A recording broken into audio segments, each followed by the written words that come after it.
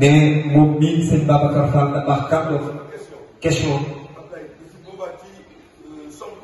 nee na bu boobaa ci Sonko la jëm ak Amadou Ba mais Sonko lu koy laaj mooy boo jëlee réew mi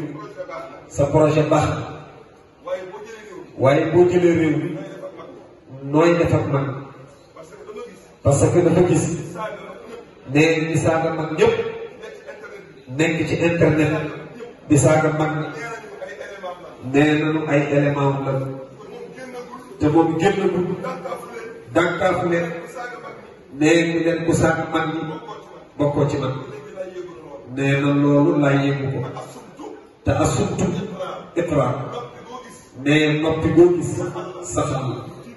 mu tiitloo ko ñu ni nan ko laaj ni ko boo jëlee réew mi nan ngay defar nag bu leeree suñuy nopp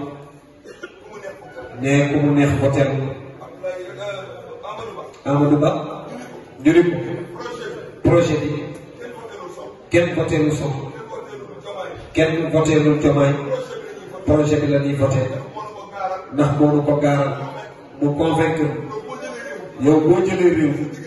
sa digganteeg man leer waaye mooy defar projet